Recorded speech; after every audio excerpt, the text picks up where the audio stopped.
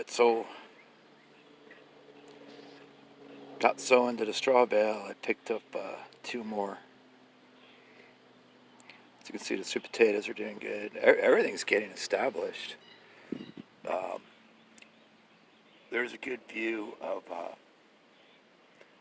how you put the granular fertilizer down, water it in. But some of the overseeding I've done, stuff's coming up. It's that.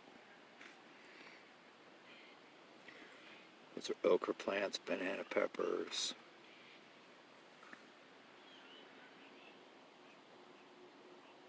So it's good medium for sure. I'm real excited. You might see some fruit flies buzzing around. There's a lot. This has been watered for 2 days, and I found the better way to do it, instead of using the hose to trickle, is just fill 5-gallon buckets and slowly pour it on. I mean, I live in a humid climate. Maybe if you live in an arid climate, it might be better to trickle the hose, but at least for me, using 5-gallon buckets, I think I put like 3 down over the course of the day. And then, so I've done that for a couple days. Then, when I watered these, I made sure to kind of splash the granular just to kind of soften it up a bit. It's only a triple 13, so it's not any kind of high-powered nitrogen. But there is ammonium sulfate in it, so it's better to wash that down into the bales. But today what I'm going to do is just put a dusting of peat moss down over these and kind of connect them. Because I like the idea, if you can build up between the bales, if you leave just enough, you can fill that with soil in there, or peat moss, or however you want to do it, and then you'll have things growing in the space. So it kind of gives you like an extra little row. Something to think about. But I'm going to cover these in peat moss, and then water them in, and then we're supposed to have a few days of rain here. So I'm going to go ahead and not start plants on these. These are going to be, I'm going to go seed, so I'm going to overseed direct. So I've got a rainbow assortment of carrots, so I'm going to do carrots on there. And then I've got some watermelon, Charleston.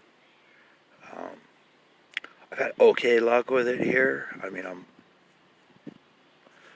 real close to the salt water on the Gulf, and so the humidity makes it hard.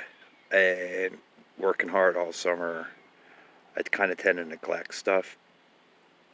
But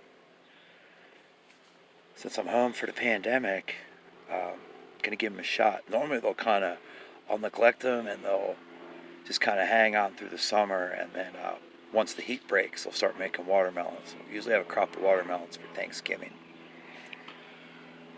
But so I'm gonna do Charleston's, and then hopefully I ordered Seminole pumpkin and Chinese wing bean, and I'm gonna incorporate those into here. Seminole pumpkin I've been wanting to get my hands on for a long, long time. So I can't wait. Just waiting on a mail. But this is what's going on with them. And then, like I said, I'm gonna cover these in peat moss, give them a little bit of water just to hold it in place before the rains come, and then I'll have another seeding on top. So all in all, it's really fun. And even though I'm growing sweet potatoes in here, so that means I'm going to have to break the bales open,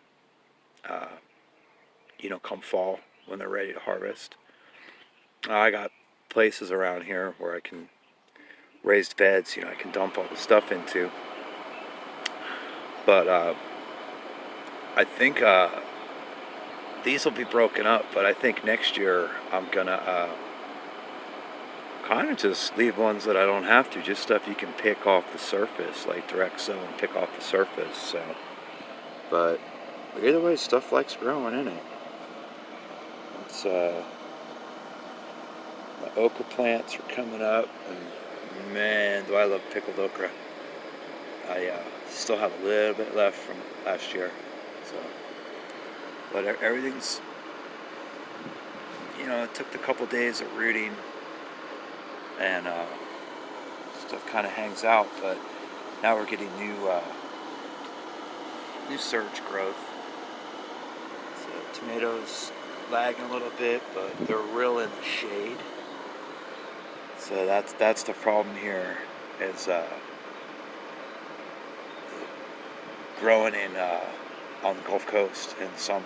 Like, really, you need to forget everything you've known about full sun, plant stuff in full sun. Like, really, it's about shade. There'll be enough radiant light for stuff to hang on. So anyway, that's where I'm at with the straw bales. Hope you enjoy it. Hope you try it. It's fun.